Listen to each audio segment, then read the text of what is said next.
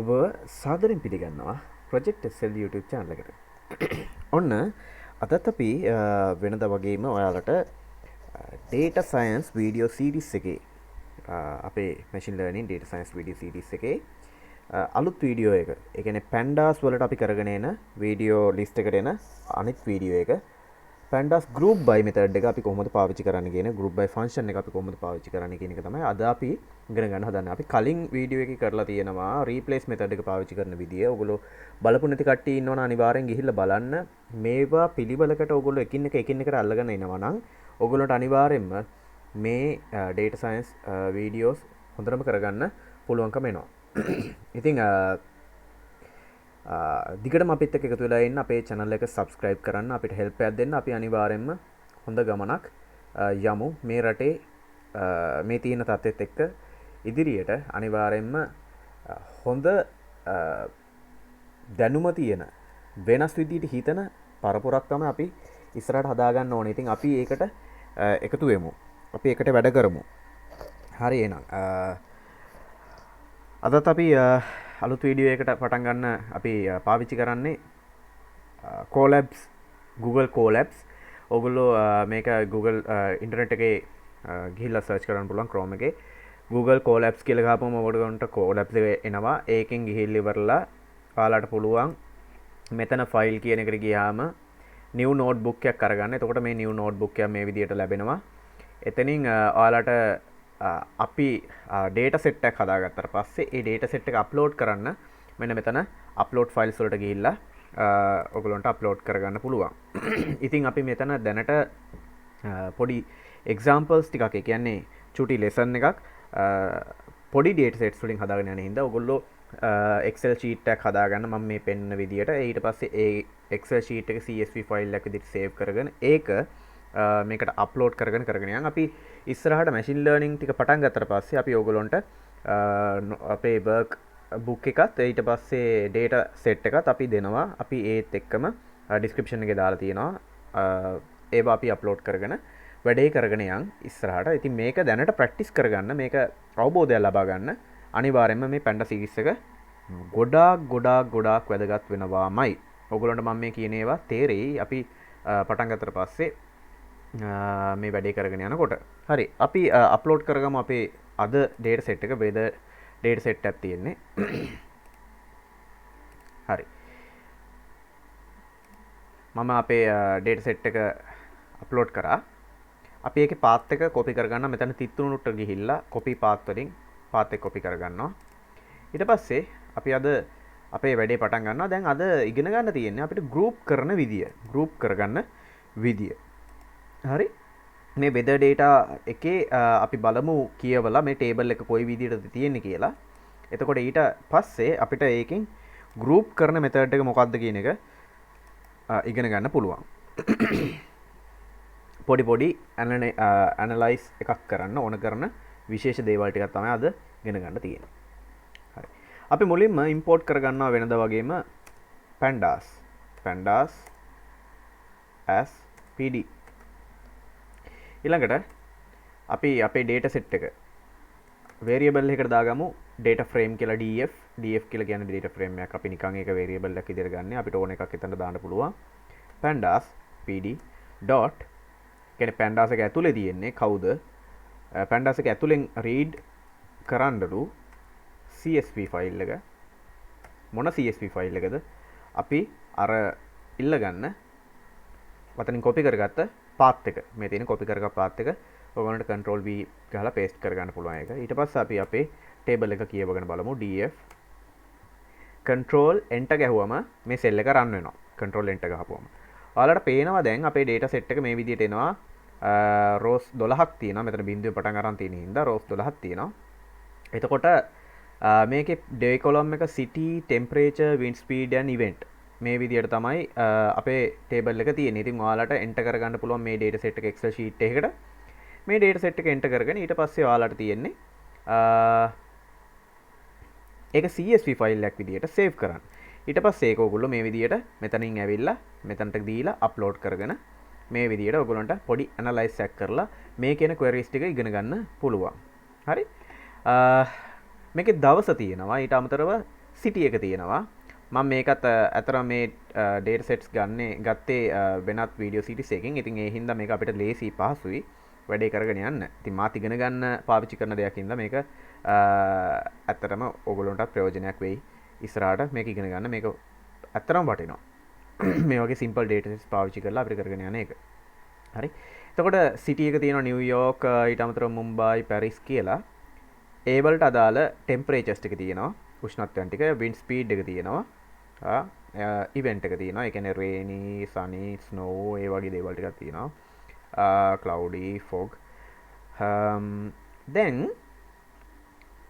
අපිට ඕනේ කියලා හිතන්න දැන් මේ එක එක සිටි එකට අදාළ දේවල් ටික වෙන වෙනම ගෲප් කරගන්න. වෙන වෙනම ගෲප් කරගෙන ඒ වෙන වෙනම සිටිස් වලට අදාළ දත්ත ඒ මේ සිටි එකේ මැක්සිමම් ටෙම්පරේචර් එක මොකක්ද? මේ සිටි එකේ මැක්සිමම් ටෙම්පරේචර් මොකක්ද? මේ සිටි එකේ මැක්සිමම් එක මොකක්ද? මිනිමම් එක මොකක්ද? ඇවරේජ් එක මොකක්ද? මෙන්න මේ වගේ වෙන වෙනම මේ කට්ටියගේ දේවල් ටික අපිට හොයාගන්න ඕනේ. ඒකට අපිට පාවිච්චි කරන්න පුළුවන් දෙයක් තමයි මේ ගෲප් කරන මෙතඩ් එක. එතකොට එතනදි වෙන්නේ මේ එක කොටසකට අදාළව එක සිටි එකකට අදාළව තියෙන ඩේටා ටික වෙනමම ටේබල්ස් වලට කැඩිලා එන එක. හරි?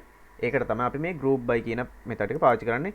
ඔයගොල්ලෝ දන්නවා අපිට මේක SQL කරනකොට group by කියන එක මෙතඩ් එකක් පාවිච්චි කරන්න තියෙනවා. එතකොට අපිට මේ tables වෙන් කරලා ගන්න පුළුවන්, group කරලා ගන්න පුළුවන්. හරි. අපි දැන් පළවෙනි කොරේ ගමු. දැන් අපි මෙතනදී බලන්න හදන්නේ අද අපේ ප්‍රශ්නේදී මොකක්ද අපේ මේ සිටිස් තුනේ වෙන වෙනම ගත්තම මැක්සිමම් ටෙම්පරේචර් එක මොකක්ද? ඊට පස්සේ අපි බලන්න යනවා ඇවරේජ් වින්ඩ් ස්පීඩ් එක මොකක්ද මේ සිටිස් තුනේ වෙන වෙනම ගත්තම. ඒක ගන්න හින්දා මම මුලින්ම වේරියබල් එකක් දාගන්නම් g කියලා වේරියබල් එකක් හදාගමු. df ටේබල් එකේ තියෙන ඒවා ටික මට group කරගන්න ඕනේ. group by. හරි. group by කරන්න හදන්නේ මම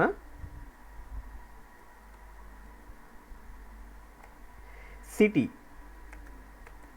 එක කී එක විදිහට පාවිච්චි කරලා තමයි මේක group කරගන්න හදන්නේ. සිටි එක තමයි මම කී එක විදිහට පාවිච්චි කරන්නේ. හරි? එතකොට සිටි එක ඇසුරෙන් තමයි මේක group වෙලා අපිට ලැබෙන්නේ. මේ විදිහට run කරගත්තම අපිට මෙතනින් පෙන්නනවා වැඩේ හරි ගියා නම් මේ විදිහට පෙන්නනවා. ඊටඟට අපි දැන් මේ දීලා තියෙන data frame එක දැන් group කරලා ඉවරයිනේ. ඒ group කරපු එක අපිට table එකකට දාගන්න අපිට for loop එකක් ගහන්න ඕනේ. හරි? අපි ඒකට for එකක් ගහමු. for අපි city එක key එක විදියට දෙන්න මොන city එකට අදාළවද කියන එක අපිට උඩින් title එකක් විදියට ගන්න කියලා කියන්නේ. ඊට පස්සේ ඒකට අදාළ data ටික අපි ගමු. ඒව තියෙන්නේ මොකේද? මේ g කියලා අපි අලුතෙන් හදාගත්ත variable එක ඇතුළේ. දැන් මෙතනින් city එකට අදාළව group වෙලා tables ටික කැඩිලා මෙතනට ඇවිල්ලා තියෙන්නේ. මේ g කියන එකේ දැන් store වෙලා තියෙනවා. ඒ store වෙලා තියෙන එකෙන් ඒ කැඩිලා තියෙන එකට අදාළ key එක මොකක්ද? ඒ key එක කියලා කියන්නේ මොකද්ද city එක. ඊට පස්සේ ඒ city එකට අදාළව ඒ group වෙලා තියෙන table එකට අදාළ data මොනවද කියන එක මෙන්න for loop එකෙන් අරන් දෙන්න කියලායි කියන්නේ. ඊට පස්සේ අපි ඒකේ print කරගෙන බලමු. print අපිට city එක වෙනමම ගන්න ඕනේ. එතකොට city එක ගන්න පුළුවන් city කියන label එකෙන්. ඊළඟට print එකක් ගහමු. පොඩ්ඩක් row එකක් space එකක් තියාගන්න හින්දා. හරි. space එකක් තියාගන්න. space එකක් අපි ගහගන්නේ /n එකෙන්. ඊළඟට print එකක් ගහමු.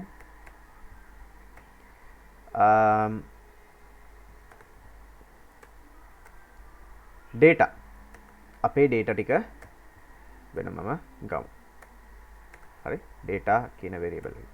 හරි මේක දැන් run කරලා බලමු. එතකොට දැන් මෙතන iterate වෙලා for loop එකෙන් අපිට tables ටික වෙන වෙන වෙලා ලැබෙන්න ඕනේ. බලමු හරියයිද කියලා. තාම run වෙනවා.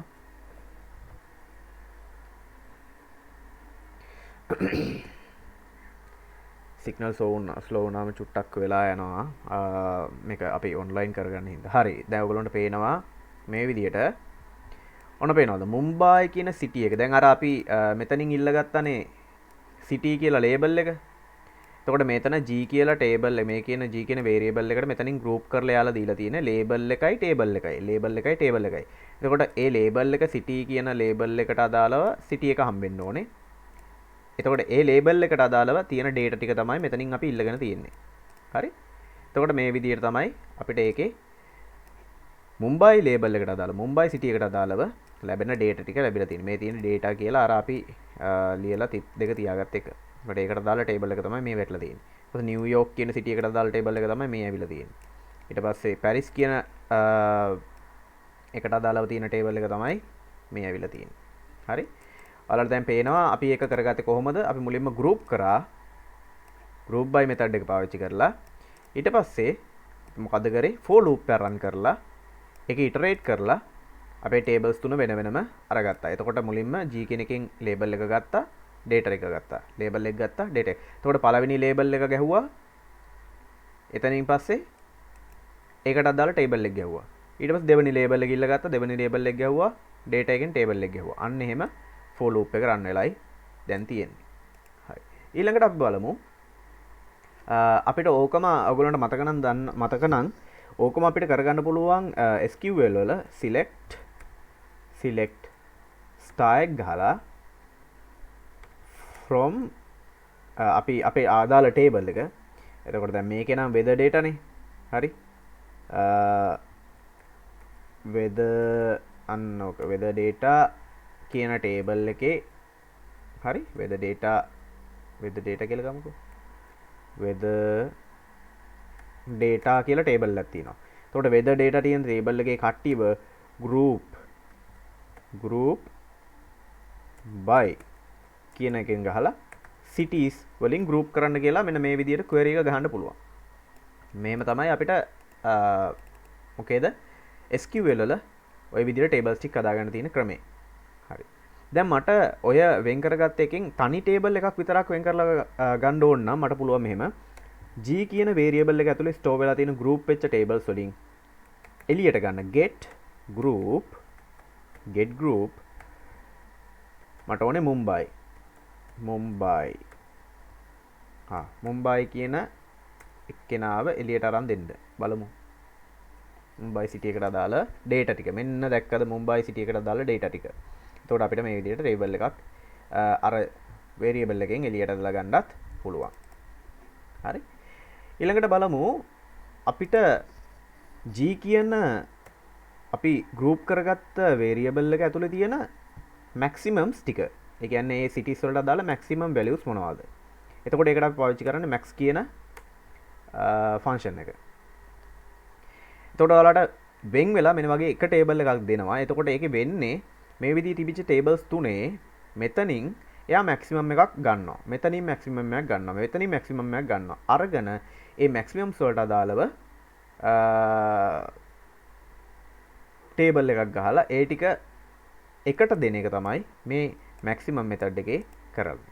එතකොට මුම්බයි සිටි එකට අදාළ temperature එක maximum මේක තමයි wind speed එක. ඊළඟට නිව්යෝක් එකට අදාළ temperature wind speed maximum ඇවිල්ලා තියෙන අන්න ඒ විදිහට maximums ටික අපිට වෙන් කරලා ගන්න පුළුවන්. අපිට ඕන නම් mean එක ගන්න, average එක. mean කියන function එක use කරන්න පුළුවන්. එතකොට mean values ටික averages ටික අරගෙන ඒගොල්ලෝ හදලා දෙනවා. කියන්නේ temperature මුම්බයි වල තිබිච්ච මෙන්න මේ temperatures ටික ඔක්කොම එකට එකතු කරලා average එකක් අරගෙන හතරෙන් බෙදලා. wind speed එක මේ ටික ඔක්කොම එකතු කරලා average එකක් අරන් හතරෙන් බෙදලා. හරි? ඇයි event එක නැත්තේ? event එක categorical එකක්. එතකොට event එක categorical නම් sunny fog ඔය වගේ වයි average එක ගන්න බෑනේ. එහෙනම් ඒක ඉවත් වෙලා තියෙනවා. හරි. හොඳයි. අපිට ඕන නම් minimum එකක් check කරගන්න පුළුවන්. d.minimum. minimum කියන්නේ min කියලා ගහුවොත් minimum function එකෙන් minimums ටික ඔයාලට හොයාගන්න පුළුවන්. ඊට පස්සේ අපිට තව data ඕන නම් අපිට ඔක්කොම එකට ගන්න ඕන නම් describe කියන function එක use කරන්න පුළුවන්. describe කියන function එක. එතකොට ඔයාලට සේරගේම description එකක් තමයි එන්නේ. කියන්නේ count එක, mean එක, standard deviation, minimum 125, 150, 75, ඒ කියන්නේ quartiles ටික temperature එකට අදාළව, wind speed එකට අදාළවත් ඒ විදිහටම ටේබල් එක අපිට ලබා දෙනවා. මේ විදිහේ එතකොට එකක් අරගන්න පුළුවන්. අපිට පුළුවන් ඒකේ තියෙන ඩේටා වල සයිස් එක, කියන්නේ ඩේටා කීයක් තියනවද? එක මුම්බයි වල ඊට පස්සේ නිව්යෝර්ක් වල පැරිස් වල ඩේටා කීය ගානේ තියනවද? ඒකට අපිට කරන්න පුළුවන් g.size කියන ෆන්ක්ෂන් එක යූස් කරන්න. g.size. එතකොට අර ගෲප් කරගත්ත එක් කට්ටියගේ වෙන වෙනම කොච්චර ඩේටා තියනවද කියලා ලැබෙනවා. හරි? ඩේටා 4 ගානේ තියෙනවා. මේ බලන්න මුම්බයි වල ඩේටා 4යි, නිව්යෝර්ක් වල ඩේටා 4යි. මේ බලන්න. හරිද වැරදිද කියලා. මුම්බයි වල 4ක් තිබිලා. හරි? ඊට පස්සේ නිව්යෝර්ක් වලත් 4යි. පැරිස් වලත් 4යි. ඔය විදිහට 4 4 තමයි ඇවිල්ලා තියෙන්නේ. ඉතින් එහෙනම් මේකේ සයිස් එක හරියා. ඊට පස්සේ අපිට ඕන නම් කවුන්ට් එක ගන්න පුළුවන් වෙන වෙනම. එක එකේ කවුන්ට් එක වෙන වෙනම ගන්න පුළුවන්. මේ වගේම තමයි. ඒ කියන්නේ සයිස් එකෙන් දෙන එක වගේම තමයි. හැබැයි කවුන්ට් එක වෙන වෙනම කැල්කියුලේට් කරලා දෙනවා. g.count ෆන්ක්ෂන් එක ගහලා ඒකත් අපිට කවුන්ට් කරගන්නත් පුළුවන්. කියන්නේ ඩේ එක කීයද, ඩේ එකට අදාළ මුම්බයි වල කීයක් තියෙනවද, ටෙම්පරේචර් එකට කීයද, වින්ඩ් ස්පීඩ් එකට කීයද, ඉවෙන්ට් එකේ කීයද, අන්න එහෙම ඩේටා කැල්කියුලේට් කරලා ගන්නත් පුළුවන්. ඔයගලන්ට ඕන නම් ප්ලොට්ස් ටිකක් වෙන වෙනම ගන්නත් පුළුවන් මේ ගෲප් කරගත්ත එක පාවිච්චි කරලා. ඒකටත් පාවිච්චි කරන්න පුළුවන් matplotlib කියන එක. %matplotlib inline එකෙන් G කියන කට්ටියගේ ප්ලොට්ස් ටිකක් මට අරන් දෙන්න. ඒකට ප්ලොට් ෆන්ක්ෂන් එක යූස් කරන්න පුළුවන්. මේ විදිහට එතකොට ඔයගොල්ලන්ට එක එකට අදාළව ප්ලොට්ස් ටිකක් හම්බ වෙනවා. වින්ඩ් ස්පීඩ් එක, ටෙම්පරේචර් එක. මේ විදිහට ලස්සන ප්ලොට්ස් ටිකක් ලබා ගන්නත් පුළුවන්.